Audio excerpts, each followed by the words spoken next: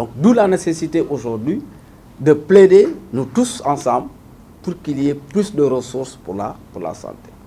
C'est considérant cela que les parlementaires se sont réunis, en tout cas 10 pays, 5 pays francophones et 5 pays anglophones se sont retrouvés autour des partenaires comme Waké Al-Jifan et la société civile, y compris la société civile du Sénégal avec le CSBA. Nous nous sommes retrouvés à Nairobi pour présenter une initiative. Peut-être elle n'est pas la nouvelle, mais nous estimons qu'elle peut apporter sa plus-value dans le cadre de la mobilisation des ressources. C'est la task force parlementaire. Cette task force parlementaire est une initiative mise en place avec l'accompagnement du Fonds mondial, mais également aussi de l'Union africaine, pour soutenir activement le plaidoyer pour la mobilisation des ressources domestiques. Vous savez, au Sénégal, dans les perspectives économiques, il a été indiqué qu'on aura une exploitation du pétrole. Je mets les choses dans les conditionnels. Vous comprenez ce que je veux dire? Alors donc, si on va vers l'exploitation de ces nouvelles ressources, nous, en tout cas, acteurs de la société civile et des personnes, des experts qui sont engagés sur ces questions-là, nous devrons anticiper. En anticipant, c'est dire à nos États que, attention, ce que le Fonds mondial est en train de donner depuis 2002 jusqu'à nos jours, nous risquerons de connaître un rabaissement, une réduction de ces ressources. Parce qu'on aura des ressources. Le Fonds mondial dira que le Sénégal aura des ressources. Donc, il faut dès à présent penser à des alternatives de financement de la santé. Le cofinancement de la santé. Si les partenaires donnent, il faut impérativement que le pays puisse augmenter sa contribution, sa part de contribution dans le cadre du financement. Si on ne le fait pas, le Fonds mondial pourrait se retirer et la conséquence, c'est qu'on n'aura pas de ressources pour mener des activités. Les personnes vivant avec le VIH-Sida auront moins de chances d'accès aux ARV parce que c'est le Fonds mondial qui paie les aides.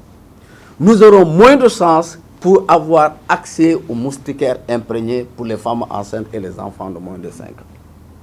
Nous aurons moins de chances pour que les personnes qui vivent, en tout cas qui sont dans des addictions, qui portent des préjudices par rapport à leur prise en charge, c'est-à-dire les consommateurs de drogue et j'en passe.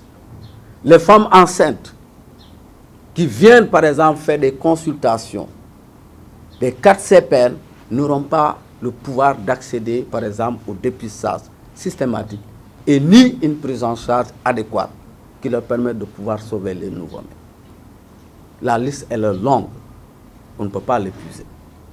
C'est partant de toutes ces considérations qu'à Nairobi, il a été lancé une déclaration. Vous aurez ça. Cette déclaration fixe les priorités pour les pays, les 10 pays membres, en tout cas pour l'instant. Il y aura d'autres pays qui vont adhérer. Pour dire à nos décideurs, nos parlementaires, nos collectivités territoriales, nos ministères de l'économie, des finances, du budget, les ministères de la santé, mais également à nos chefs d'État qui doivent faire preuve de respect de l'engagement d'Abuja.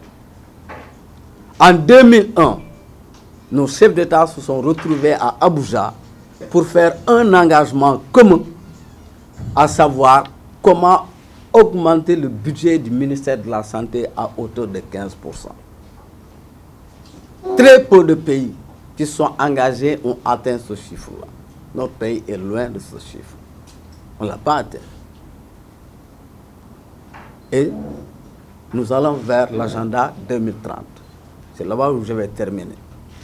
2030, c'est l'horizon que tous les pays du monde se sont fixés pour éliminer le VIH-Sida, pour éliminer la tuberculose, pour éliminer le paludisme.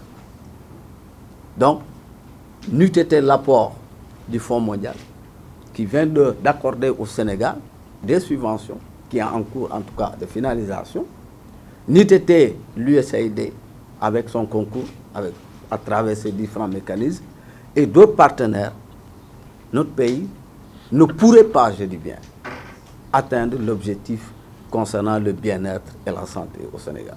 Mais mieux que ça, il y a un autre agenda qui est derrière. C'est quoi? C'est la préparation de nouvelles pandémies. La 78e session des Nations Unies qui s'est tenue au mois de septembre, vous l'avez suivi, j'espère. Cette session a mis l'accent sur 3 thématiques majeures. Faire en sorte que tous les pays soient dotés d'une politique de couverture sanitaire universelle.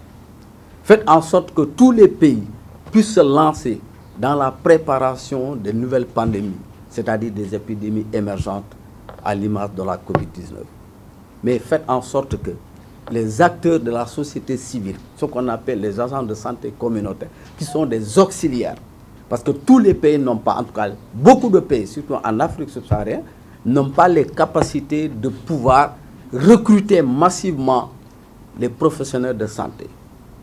Donc il faut trouver des alternatives. Utiliser les acteurs de la santé, les acteurs communautaires dans le domaine de la santé en les valorisant.